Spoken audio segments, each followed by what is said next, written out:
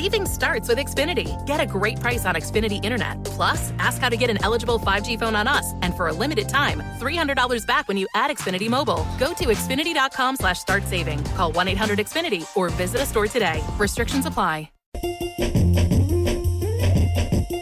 Hey, what's up? Happy Thursday to you. It's the Nick Handley Show on technical difficulties. Fun. I'm like completely out of whack here. Don't know what the heck happened the last minute of the previous hour, but we're off and running. Here we go on a Thursday. Always a clunky start there. Appreciate you making us part of your afternoon alongside Go Big Ready. The Limitless Male Medical Hotline where our guests and your phone calls appear is 402-573-0590. DJ's Dugout inbox open for you on Twitter at NickESPN590. And today, I don't feel like it's something that's official, but it just kind of worked out this way, that we're going to be talking to not one, but two former Blackshirts and two defensive linemen for Nebraska. Steve Warren of the Warren Academy will join us at 4:15, and then Jay Moore, former Blackshirt, and you'll see him also on Big Red Wrap-Up once we get the season going, which is, again, closer and closer as we will be entering the first full week of fall camp, the completion of the first full week. Tomorrow, there'll be some media availability going on there, and then away we go again next week, too, where the media will have a chance to see a little bit more of Nebraska as they get further along. And there's a lot of storylines that we continue to kind of track with the early portion of fall camp, and we'll continue to get into those. Also on the show, going to be talking to Jake Eisenberg, voice of the Omaha Storm Chasers at 3:30, and then just about 25 minutes, Sam McEwen of the Omaha World Herald. Sam, Evan, and Dirk, and actually their newest edition of the Omaha World Herald, on the Pick Six podcast, talking about some various topics that I'm really excited to get into with Sam, because there were a few things that they have noticed early on, and being out there at the media availability, the two separate practices where there was media availability, and of course on Wednesday having a chance to see a little bit of that practice. They had mentioned more of kind of the tone, or at least a little bit of the verbiage, and what you took away from the coaches, and what has maybe kind of been a little bit different this year compared to the previous 3 years. And then also, Sam had a very interesting observation. Sam and Evan both had a very interesting observation about some of the struggles that we've seen in the last decade with Nebraska football, and some of the factors that maybe we don't talk enough about. There were some. It was a really good. It was a good listen. So if you do get a chance to check it out, the Pick Six podcast, you'll have to check it out, because there was some really good takeaways, and I didn't even get through the whole thing before I had to do some other tasks. But the newest edition of the Omaha World Herald, by the way, Jimmy Watkins, he'll be on the Husker basketball beat and also helping out with football. So, what a name. Jimmy Watkins. Right? He sounds like a famous, it does. small-town basketball player. It does sound like Jimmy Chitwood. Knocking down the door with Jimmy Chitwood. Actually, it wasn't Jimmy Chitwood's shot that had sort of that kicking down the door shot. That was, who the heck was that? That was Ray. Ray had that weird, front leg out as he shot. I remember watching Hoosiers for the first time, and I tried doing that at high school basketball practice. Yeah, it didn't work out well for me. I guess your shooting style is your shooting style. But I want to take a look at some of the big topics that continue to sort of revolve around the offense. And my question about the quarterback position, no, it's not, is Adrian going to have a great year? Okay, because that remains to be seen. We can get into our opinion. I know some of you feel that, Adrian is just not going to be the quarterback that we need him to be. And there's people like me who feel like he can have another, I should say another, it's true freshman year. I thought it was a breakout year, but he could have a year where he puts it all together, where you see more of the good and less of the bad. And That's just kind of how I feel. But my real big question is, and how I think this can lead to more of the good for Adrian, is will he be asked to run the ball as much as he's had to in the previous years? Because when you think of what he has tried to do with this offense, when things are not, when there is a big play needed, a lot of times running the ball and throwing the ball, but we'll kind of get just to the rushing part of it. The inability to find sort of that consistent running back, and this is not to knock Dedrick Mills. Dedrick Mills just sort of dealt with some injuries last year. The year before, he was sort of slower to pick up the system. But by the end of the year, he looked like a pretty legitimate running back and a guy that you could rely on. Unfortunately, he was sort of dinged up last year. So then it really fell on Adrian to carry a lot of what Nebraska needed in the rushing department. So we've talked about the importance of identifying a running back. Is Marquise Stepp going to be that guy? Is Savion Morrison going to be that guy? Marvin Scott, whoever it might be. That is obviously a very important position battle, as we've discussed many, many times. But the question I have is, will Nebraska have to use Adrian's legs as much? Because I would think if they can at least, and this goes to play calling, and this also goes to personnel, if they can find something in the running game, but also if they can find something in the non-predictable category, where they're able to push the ball down the field, they're able to have success in the intermediate passing game, that less truly could be more for Adrian when it comes to his overall performances. Because in the next segment, I want to get to my biggest concern with this offense. But again, if we're talking about Adrian and the need to run him as much as they've had to the last couple of years, I'm curious if they'll have to do that. Because if they don't, that's where I think you get a healthy Adrian and you also get a highly productive Adrian. And to me, those two are going to be key. Those two things right there. The productivity goes without saying, but the health of Adrian Martinez goes without saying. But you also don't want to lose out on big play capability. But I also think if he's not running as frequent, then the big plays with Adrian have a chance to happen more frequent, if you know what I'm saying. Yeah.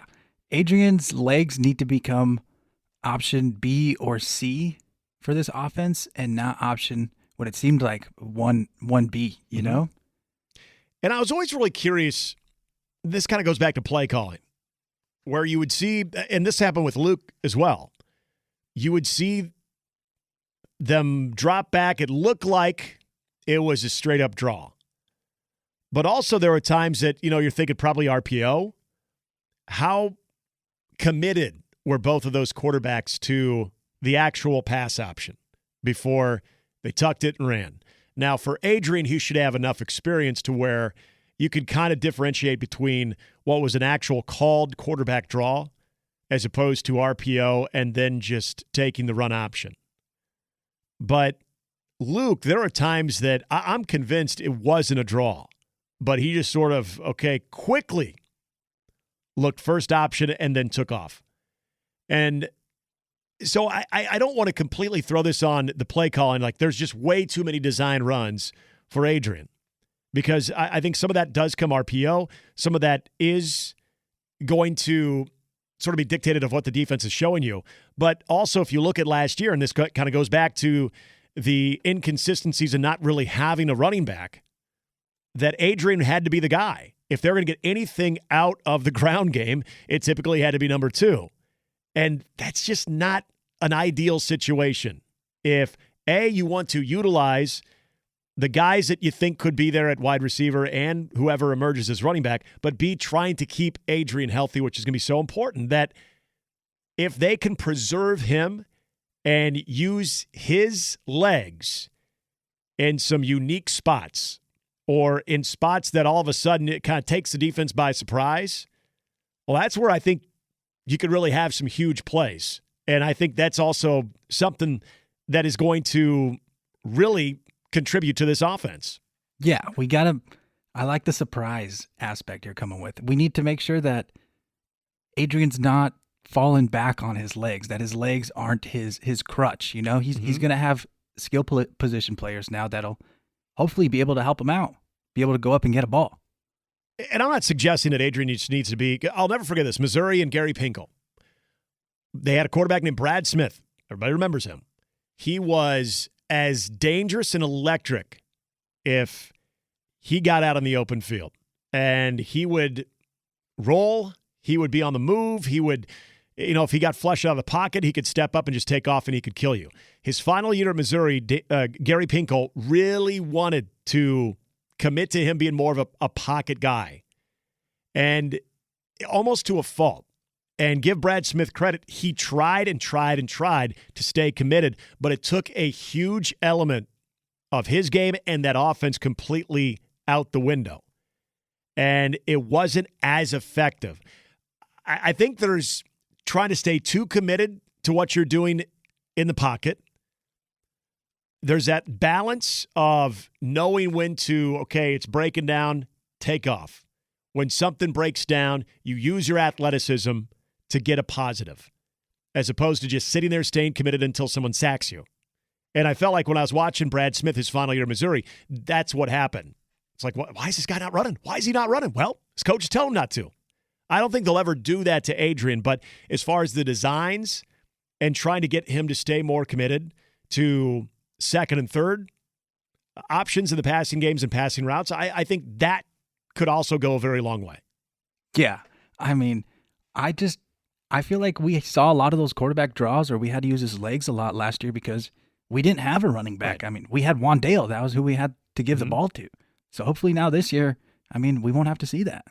It's kind of furthers the emphasis on trying to find a guy or two at the running back position in that competition that can be reliable, a guy who knows it. He can give you that type of production in the running game because it's going to help out your signal caller's performance, no question about it. And the other part about it is health, because it brings me to my concern. And I want to talk about that when we come back from commercial break. Is my biggest concern when it comes to Adrian and when it comes to this offense that I just don't think we will know until we see a couple of games to where I can kind of calm down a little bit. That's coming up next. I'm going to be talking to Sam McCune of the Omaha World Herald in just about 12 minutes from now. It's the Nick Hanley Show. Appreciate you making us part of your afternoon here on a Thursday. So my concern, my biggest concern, the reason I do ask the question, will Nebraska have to use Adrian's legs as much? I get the feeling this year, well, I don't even get the feeling. I think you just kind of use common sense. Doesn't mean this would not work if something went wrong. But I try to make these opinions, I try to formulate these opinions based on what I've seen as opposed to what I hope or what I think best case scenario could be. This is the year I feel more than any year since Adrian has been the quarterback that it is going to be vital that he stays healthy. Because unlike the two previous years, you really don't, and when I say two previous years, we didn't know what his true freshman year would look like. Okay, so I'm kind of throwing that one out the window. But if you look at the two previous years, Adrian had Luke McCaffrey behind him, who already had in-game experience, had to come into action when Noah Vedral got hurt against Indiana in 2019. Played enough of the game that you felt like, okay, got a pretty good taste of college football, made some plays. You have at least somewhat of an idea of what he could do. And by all indications, there was a pretty good competition going on between Luke and Adrian last fall. So if Adrian were to go down, you felt like, okay, well, they've got at least somewhat of an experienced quarterback behind him. Year before, you had Noah Vedral as well as Luke McCaffrey. Even though Luke wasn't experienced, you did have Noah Vedral behind him. And you did have Andrew Bunch at that time, who had to start an entire game. Wasn't a pretty one, but had to start against Troy. So you did have guys that had to experience the last 2 years. Now, Adrian, who didn't necessarily miss time last year because of injury, played through a shoulder injury. He missed time because he got beat out. His performances weren't great, and so they brought in Luke McCaffrey before McCaffrey kind of struggled, and it was time to change back to Adrian. This year, and a lot of the talk at quarterback is who's going to be the backup, who's going to give yourself the best opportunity to run the offense. Well, I think a lot of that is going to be situational. If it were to be a longer injury where you needed somebody to come in and start the next few games, some would say maybe it's Haarberg because maybe he seems to have more upside. Again, that's going off of maybe limited opportunity to see him participate. And if it's more of a short-term situation, say he gets dinged up, won't be anything beyond a game or a week, you bring in the guy who can run the offense, has more experience in the offense, and Logan Smothers. Either option, though, has zero experience. Zero. So it's concerning because what we've heard about Logan Smothers is kid's a heck of a competitor. All right, cool. Hopefully all of them are great competitors at this level. He's got speed, we know that, but there seems to be still some development when it comes to his throwing style. And I was hearing some of the local media talking about that on Wednesday, that it looked better, but there's still a lot of work to be done. And to me, I interpret that as a nice way of saying better, not good. And this is where I get concerned that if you do bring somebody in and you all of a sudden lose that ability to do anything in the passing game and become very one-dimensional, well, then we're back to this offense looking much like it did a year ago. And that's assuming that this offense is able to take a step forward this year. We haven't seen that yet. But my point is, I think you do whatever you can to make this offense go, and I think there are ways to make this offense go without having Adrian run the football 15 to 20 times. And if he's not running the football 15 to 20 times, I would say your percentage is much better.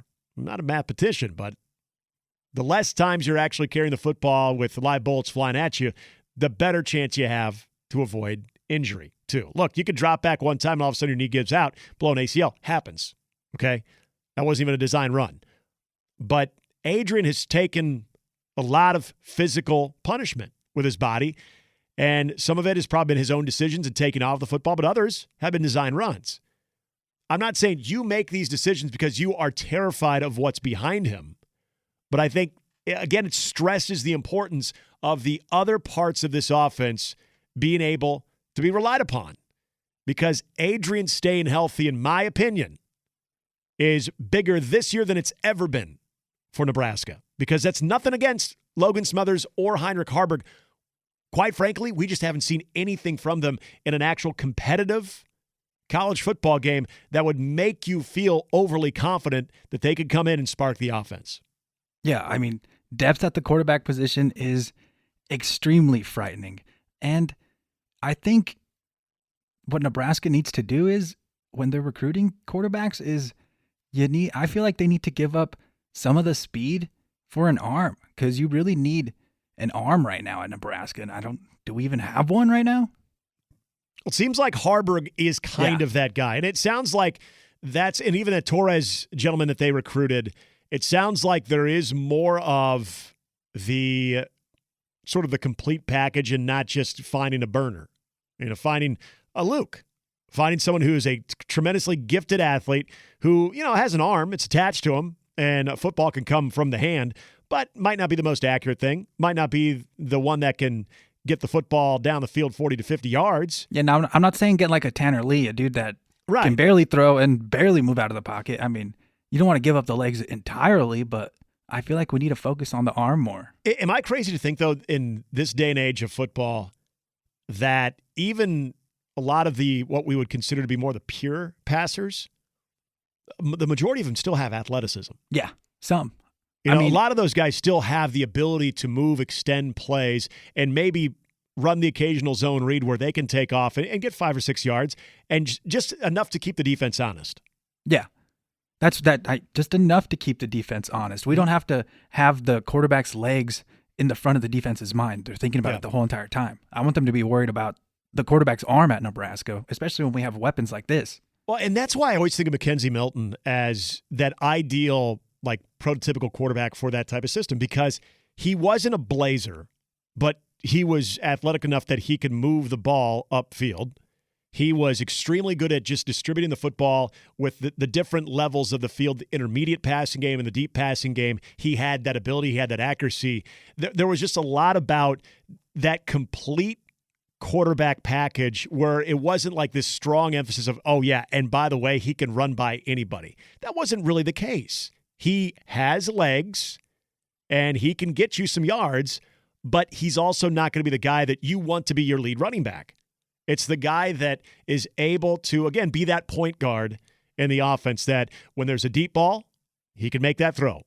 Intermediate passing game, he can make that throw. Swing pass, he can make that throw. But he also understands coming up to the line of scrimmage to get the team in the best play, into the best position that he is able to process. All of those things, to me, I think are more important than finding a guy who can just run around the edge and, be going 30, 40 yards down the sideline. Yeah, I want a guy that can run around the edge and get us a first down, get us 7 yards instead of running around the edge, like you said, going 30, 40 yards and then possibly getting blown up. Yeah, I totally agree. And I'll be honest, I'm concerned of what's behind Adrian at the quarterback position, just because, quite frankly, we haven't seen these guys in competition. All right, when we come back, we'll continue this conversation. Also, some good takeaways from Sam McKewon and the Omaha World Herald guys with their Pick Six podcast I want to get into with Sam as well as he joins us after the break.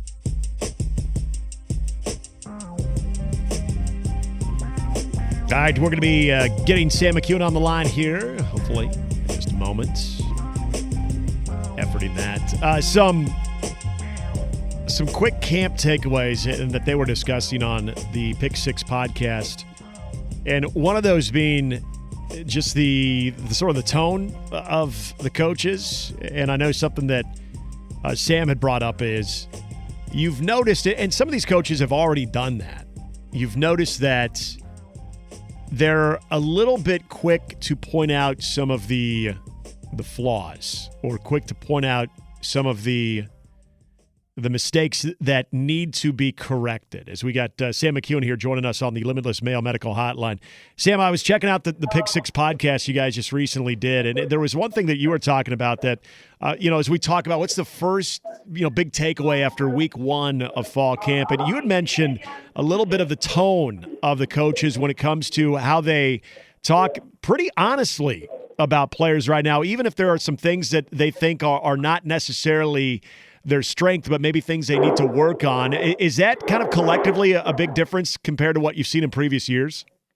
A little bit. I think there's an honesty level with these guys because they know these players and they have a relationship, and, they're not borrowed from a former coaching staff. They didn't get 2 years with Riley and a different assistant and then 3 years with these guys. For the most part, with the exception of JoJo Doman and Markel Dismuke, these are all guys that are basically their guys.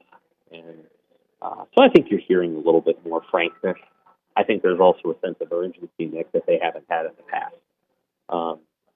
2020 was a hard year, and in some ways it's unfair to judge this coaching staff off of that year because of what happened. But it happened, and year 4 got here fast. It's on us, it's on top of us. And I think these coaches, many of whom have the best coaching jobs they've ever had in their lives, would like to keep them. And so the level of urgency that you're seeing from really all of them is just different. I think they're past the, hey, we're not going to hurt your feelings. If we got to hurt feelings, and we gotta kick a few rear ends, we're going to do it because we need to win, and we can't really expect mediocrity when the mediocrity is self-inflicted. Well, and that kind of went to another conversation you guys were having about the overall character of this team and how, look, Nebraskans, they love that these are, good guys. They seem to represent the program very well, but that character alone, especially when you're going up against like the Ohio States and Wisconsin, and I think as you pointed out, there needs to be more. And if that means, kind of, I don't want to say like rattling these guys' cages a lot more just because they feel like it's going to motivate them, but to maybe get a little bit more of that emotion and intensity to come out on the field more collectively, maybe that's something that you can kind of build off of. Emotion, yeah. Emotion, I think they do okay on that front. I think it's more focus and detail and self-discipline. Engaging the, what do you want to call it, the super ego part of your brain instead of the id.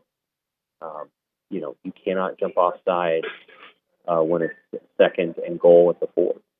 You cannot throw a ball into traffic when you know that it's only second and 7 and you can have third and 7. And, oh, by the way, you're at the 26 and you might kick a field goal. You have the mental part of the game needs to kick in to the point where they're not making the kind of mistakes, particularly on offense, that you just can't afford to make. You have to dial in. You have to dial all the way in. When you're a punt returner, you have to remember that a fair catch still means you get possession. You don't have to run it back 37 yards. You need to secure the ball at midfield instead of looking up the minute the ball hits your hands because you're thinking about returning the kick. All these little things. And I think what they've tried to do is say, hey, it's not just enough to care a lot. At some point, you've got to dial in. You've got to be elite in your execution. And Sam, I know that the slight opportunity you guys had, 20, 30 minutes or whatever to see practice on Wednesday, and just kind of what you've heard now in the 2 media sessions, what has kind of been your overall takeaway from this first week for Nebraska? I think they're confident on offense. You can sense that they feel like they have a better offense than they have maybe the last couple of years. I think there's an intensity with special teams that we hadn't seen previously, which I think is encouraging. A lot of giant guys. The tight ends are huge. A lot of giant tight ends. A lot of giant defensive linemen. Size is noticeable compared to 4 years ago. Mm-hmm. It's a little bit of a maybe surprise, but Nebraska looks like a standard Big Ten West football team. You know what I mean? Yeah. Like it's not Oklahoma North. It's Iowa West, and I don't know that this coaching staff would have necessarily nailed that down as their identity when they got here. But I think what has happened is they've realized that the league they're in is unique and it's difficult in its own way, and it's very different from the Pac-12 and it's very different from the AAC. And if you can't beat them, which they haven't, you have to join them a little bit. And I think Nebraska has joined the Big Ten West in a way that it really had never done under Bo or under Riley. It just feels at this moment more like a team that belongs in the Big Ten than in the Big 12. Talking to Sam McKeown of the Omaha World Herald here on AM 590. Sam, going back to some of the content you guys were discussing on the Pick Six podcast as well, I know you and Evan were kind of having this conversation about just Nebraska as a football team, sometimes maybe not just being about football and nothing else. And I think Evan used last year as an example of, trying to, stand up for the local economy and the importance of playing a season. And sometimes when you guys are around those teams, the other teams in the Big Ten, that they do a very good job of just the business of football. I mean, do you see Nebraska getting closer to that, or just sort of staying in that lane, so to speak, going forward, that could definitely benefit this program? Yeah, they're in that lane right now. I think this is probably the most football focused that they've been.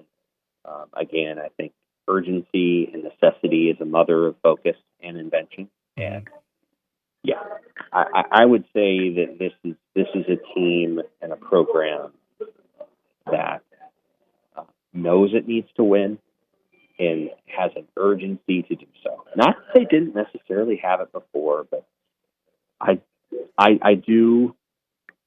Now that can go two ways. If they go and they beat Illinois, that can go in a really positive way. Mm-hmm. If they go out there and lose, and oh crap, here we go. Yep. Feeling can set in pretty quickly, and so that first game is really important. Winning that game is huge for where they want to go, because again, the context for this team is not to win the Big Ten. It's not to even necessarily win the Big Ten West. It is to get to the next plateau, which is a bowl game. That's it. It's really that simple. Everybody around here wants this to work. Everybody affiliated with that program wants to stay. If they go 6-6 or they go 7-5, everybody's going to be like, well, next year the schedule is going to be a lot more palatable, and we can maybe make a run at the whole thing. But that's good enough for now, and that's how it's going to be. And so it's really important that they win the game, the first three games that they should win, and going into Oklahoma, they got to win those games.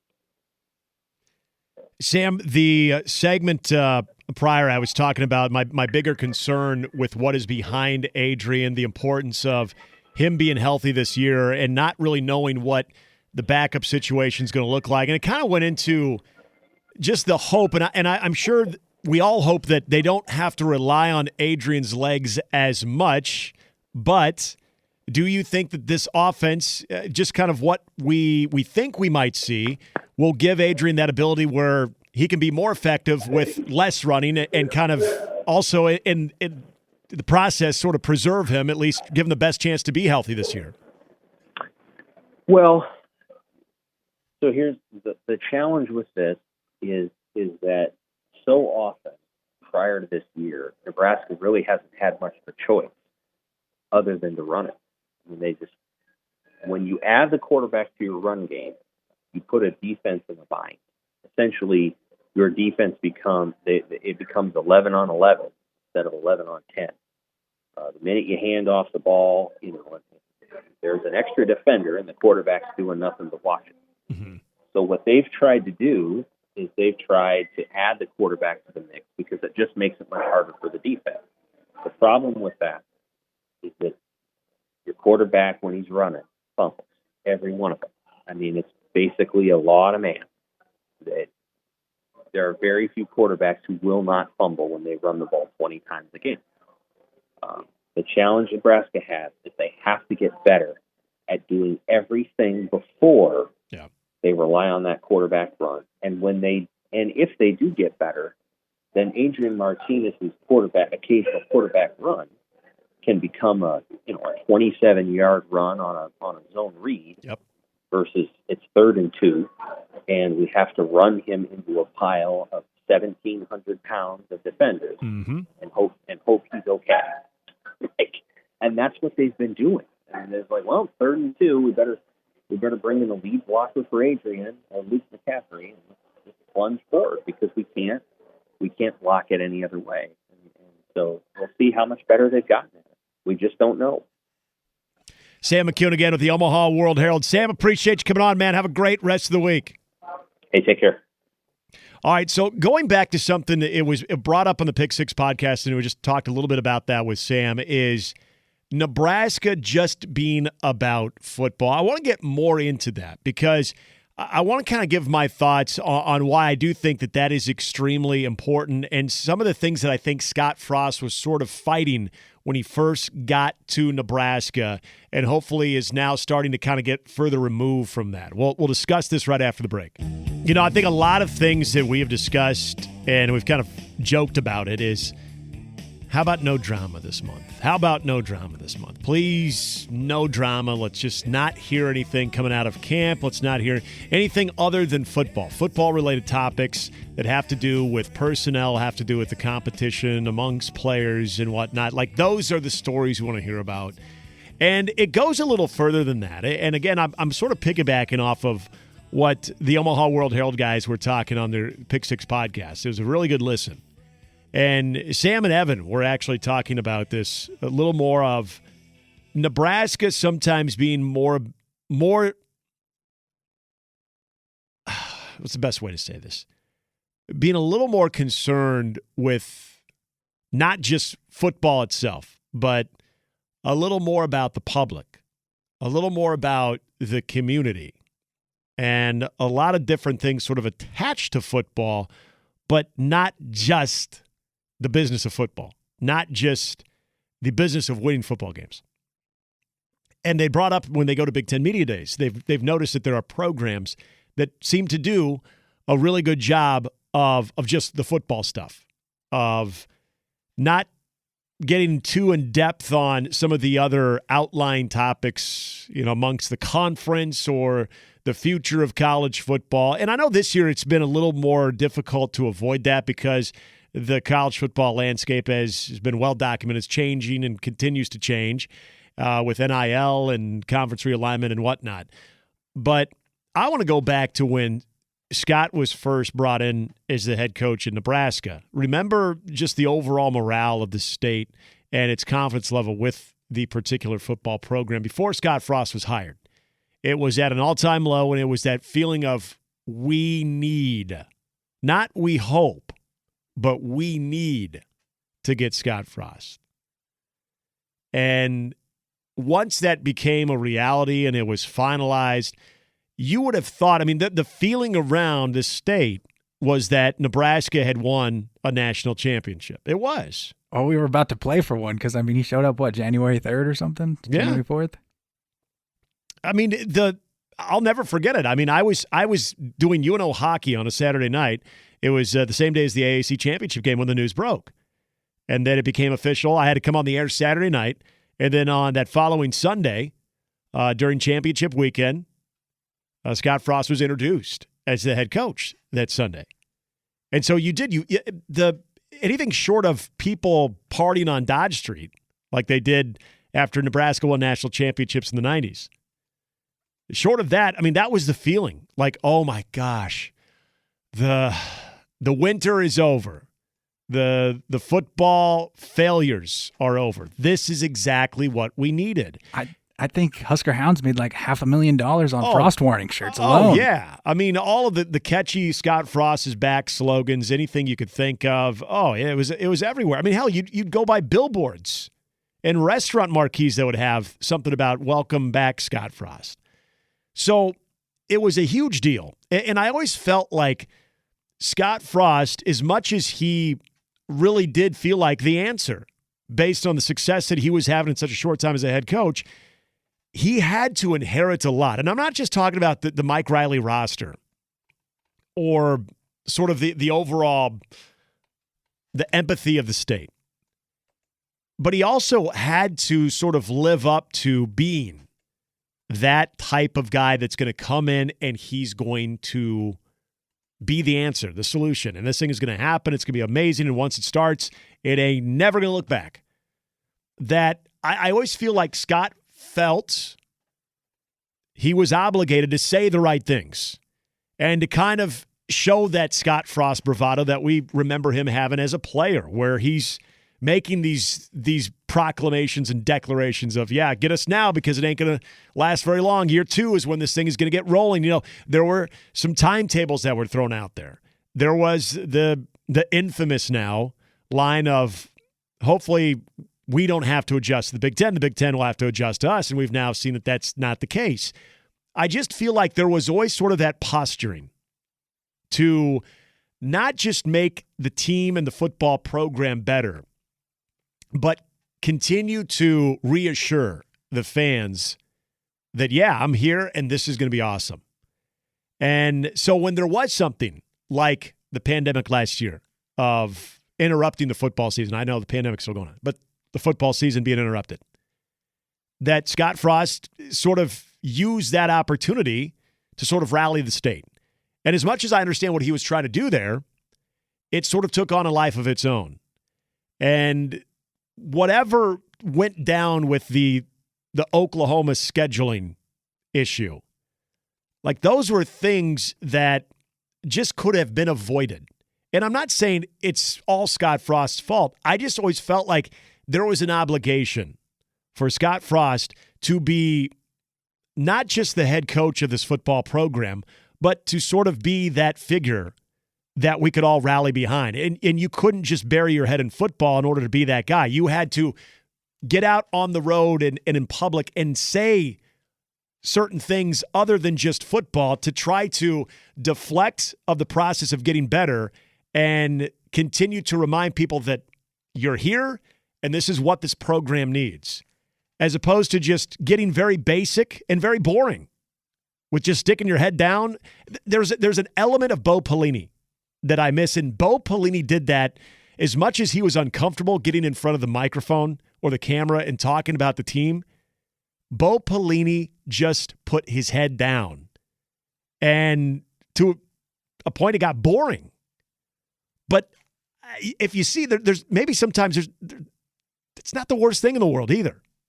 Just the business of football, and I do hope that's where Nebraska is getting closer to. Yeah, I mean, I'm already happy. I haven't rolled my eyes once this fall camp because I haven't heard that we've had the best practice at all, you know? And we're close. Close, man. Gosh, we're right there. Like those types of things, don't need it. Do not need it. Just sticking your head down, getting these guys prepared for battle and prepared for success. It's all anybody really wants right now. All right, we've got some NCAA conversation next.